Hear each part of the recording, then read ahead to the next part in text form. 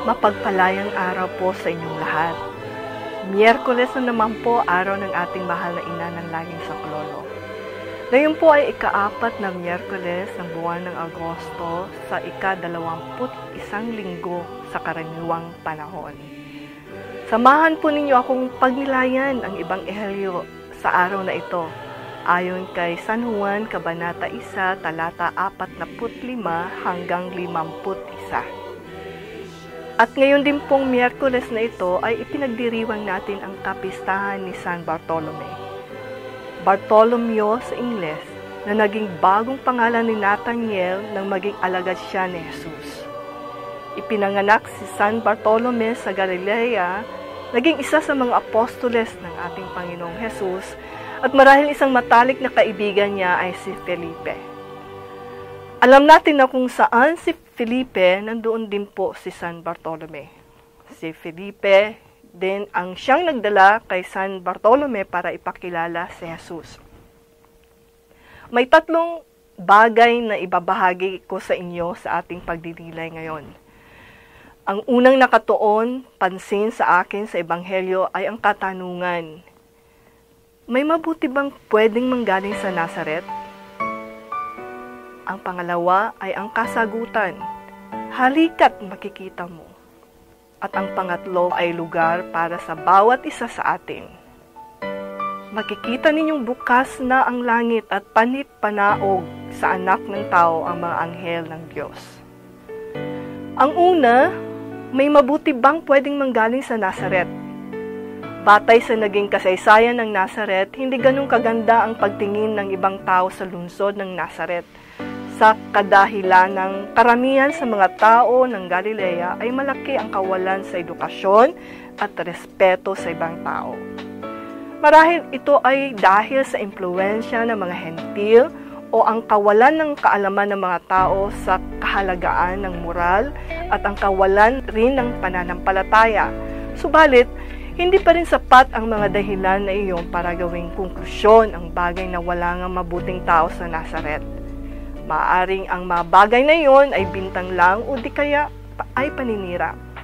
Ayon sa sulat ni Propeta Micah, Kabanata 5, talata 2. Ang mga Hudyo ay naniniwala na ang kapanganakan ng Mesiya ay sa Bethlehem, at naging ganun rin ang opinyon ni Nathaniel tulad ng kanyang mga kababayan.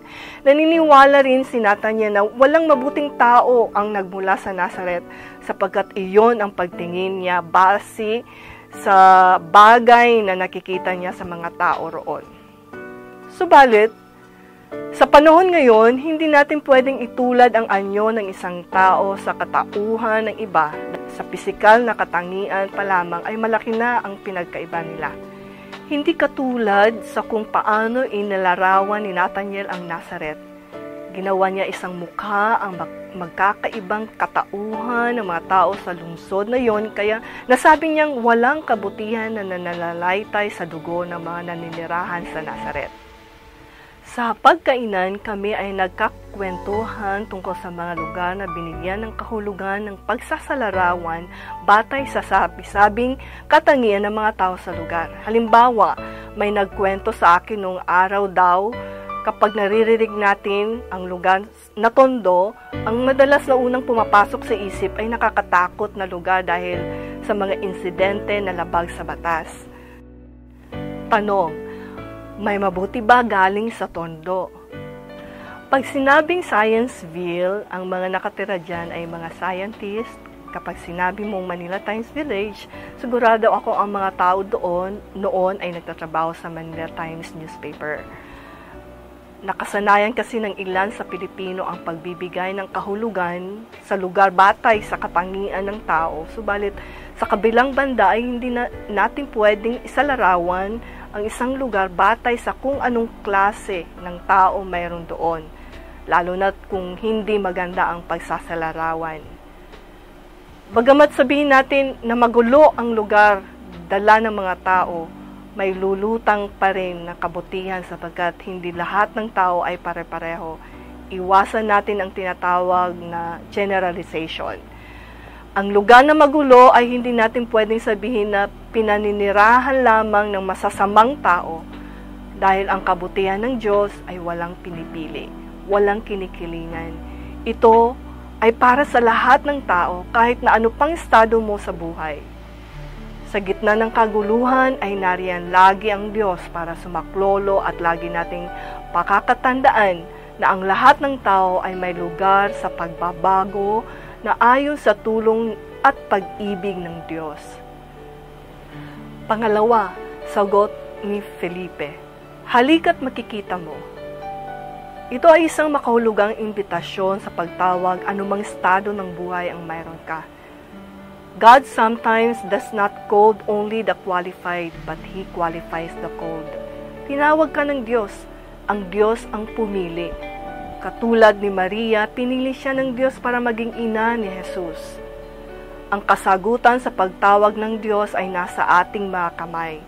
Sasagot tayo ng oo o hindi, or minsan, maybe, di pa sure, ayon sa ikabubuti ng iyong buhay at ng ibang tao. Ang iyong isasagot ay dapat panindigan mo at ipinagdarasal. Everyone is called by God with one universal call to holiness. Whatever state of life God has chosen us. May tatlong elemento ng bukasyon na maaari nating sabihin na it comes from God ang bukasyon na to. God who takes the initiative and He gave us a gift, free gift, and we receive the graces we need of what we ask for. The one who has been called remains radically free to accept or refuse, because we are called to intimacy with God, to friendship. Come and see. Need to have a personal relationship with Jesus. Sometimes someone experiences can touch our heart in their simple and humble way of life. Dapat meron tayong nalalaman tungkol kay Jesus, kung sino siya at ano ang ginawa niya sa buhay natin. Kaya nga si Nathaniel, nagtaka siya kung bakit kilala siya ni Jesus kahit hindi pa niya nakakasama si Jesus. Alam na ni Jesus ang lahat sa kanya, and so he put his trust in Jesus. Dapat may malaki tayong pagtitiwala kay Jesus, ang ating tagapagligtas. Siya ang kaisa-isang anak ng Diyos at idineklara na hari at Mesiya. Ang pagsagot sa tawag ng Diyos sa bawat isa sa atin ay kailangan ito ay personal, maging responsible, conscious, and generous tayo kapag ang Diyos na ang tumawag sa atin. By then you can say, I am ready to serve other people without counting the cost. This will be the third element ng tawag. Ang pangatlo, makikita't ninyong bukas na ang langit at panhik panao sa anak ng tao ang mga anghel ng Diyos. Actually, revelation ito na sinasabi ng Biblia, what will happen at the end. Kailangan nating maghintay at para maging makabuluhan at magkaroon ng kulay ang ating paghihintay. Gamitin natin ang pagkakataon na ito para gawin ang ating misyon sa mundo bilang daluyan ng pagtulong at pagiging saklolo sa ibang tao, lalo na sa higit na nangangailangan. Ang misyon na iyon ay misyon ng Diyos. Tayo ay nakikibahagi lamang sa misyon ng Diyos sa tao at sa mundo. Ang hamon sa atin ay, una, ang kabutihan ng tao ay nagmula sa Diyos, maging daluyan nawa ako ng awa at pag-asa para sa kapwa. Pangalawa, sumagot sa tawag ng Diyos na ayon sa kanyang kalooban at tanggapin ito ng bukal sa puso't may pagpapahalaga. Pangatlo, ang buhay ng tao ay hiram lamang sa Diyos. Ito ay alagaan ng may kabanalan ng buhay. Salamat po at pagpalain nawa tayo ng kung may kapal na may kapayapaan at pag-ibig sa ating puso sa pamamagitan ni Inay Maria na palaging gumagabay sa atin at daluyan ng awa at habag.